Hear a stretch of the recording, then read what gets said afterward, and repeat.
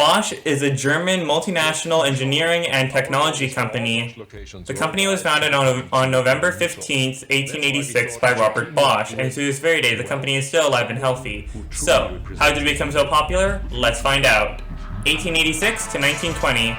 The history of the company started in a backyard in Stuttgart West as the Werkstatt für Mechanik und Elektronik, workshop for precision mechanics and electrical engineering on November 15, 1886. 1 year later, Bosch presented the first low-voltage magneto for gas engines. From 1897, Bosch started installing better-designed magneto ignition devices into automobiles and became the only supplier of a truly reliable ignition within the industry. In 1902, the chief engineer at Bosch, Gottlieb Honnold, unveiled the high-voltage magneto ignition system with spark plug. This product paved the way for Bosch to become a leading automotive supplier. The first factory was opened by Bosch in Stuttgart in 1901. In 1906, the company produced its 100,000th magneto. In the same year, Bosch introduced the 8 hours day for workers. In 1910, the Feuerbach plant was founded and built close to Stuttgart. In this factory, Bosch started to produce headlights in 1913. In 1917, Bosch was transformed into a corporation until 1945. In 1926, Bosch started to produce windshield wipers, and in 1927, injection pumps for diesel. Bosch bought the gas appliances production from Junkers and Company in 1932. In the same year, the company developed its first power drill and presented its first car radio.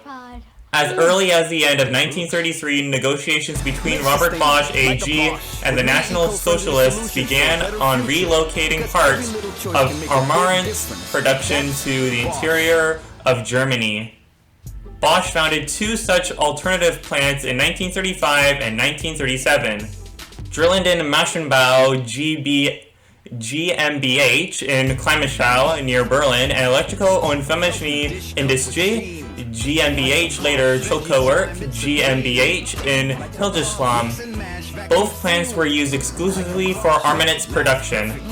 These shadow factories were built under great secrecy and in close cooperation with the Nazi authorities. In 1937, Bosch AG became a limited liability company.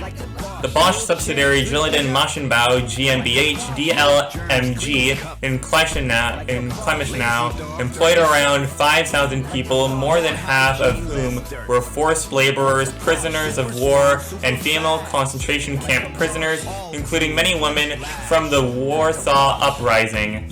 They had to produce accessories for German Luftwaffe aircraft. In Hildesheim, a secret plant for the entire electrical equipment of tanks, tractors, and trucks of the Wehrmacht was built. In 1944, 4,290 men and women worked in the Chilco factory, 2,019 of whom were forced laborers, prisoners of war, and military internees. During the Second World War, a total of 2,711 people who had been deported to Germany from the occupied countries had to work at the Bosch plant in Hildesheim. In the last year of the war, no new German tank ever drove without the starter elements from the Bosch factory in Hildesheim. Bosch also had a monopoly position in the outfitting of German Luftwaffe aircraft.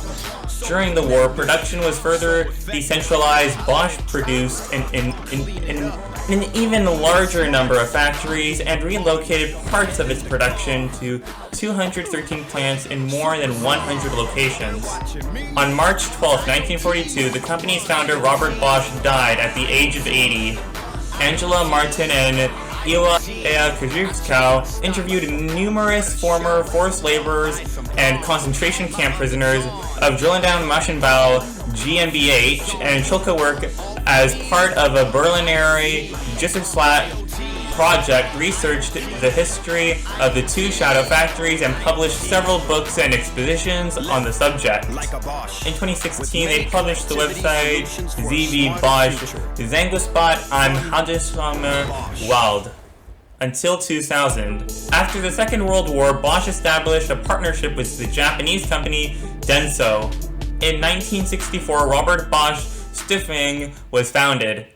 Bosch founded a new development center in Schwedenberding in 1968, and the headquarters moved to Gerlingen in 1970. In 1981, the company participated on an equity basis in the Telefonbau Normalities GmbH that was renamed Telenorama in 1985 and acquired completely in 1987. In 1994, this part of the company was renamed as Bosch Telecom GmbH. The most relevant inventions of the company until 2000 were the oxygen sensor in 1976, the electric motor control in 1979, the traction control system in 1986, the xenon light for cars in 1991, the electronic stability control in 1995, further development of the common rail direct fuel injection invented by Magneti Marelli in 1997, and the direct fuel injection in 2000. In 2000, Bosch sold the private networks area, nowadays Tenovos and Avaya respectively. 21st century. In 2001, Bosch acquired Mannesmann Rexroth AG, which they later renamed to Bosch Rexroth AG. In the same year, the company opened a new testing center in Weiteren, close to Ägdepolg in North Sweden. A new developing center in Abstadt, Germany followed in 2004. In 2002, Bosch acquired Philips CSI, which at the same time was manufacturing a broad range of professional communication and security products and systems, including CCTV, Congress, and public address systems. Important inventions in these years were electric hydraulic brake in 2001, the common rail fuel injection with piezo injectors, the digital car radio with a disk drive, and the cordless screwdriver with a lithium-ion battery in 2003. Bosch received the Deutsche Zukunftspreis German Future Prize from the German president in 2005 and 2008. A new development center was planned in 2008 in Renganen.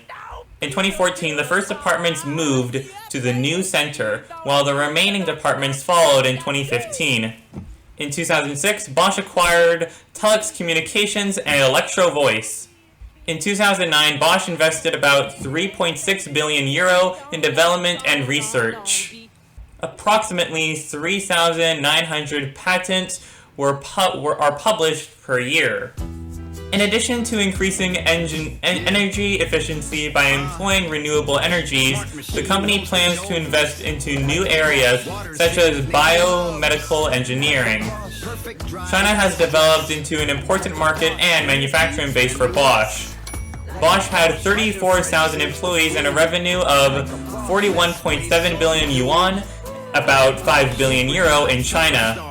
Purchased SPX Service Solutions in 2012.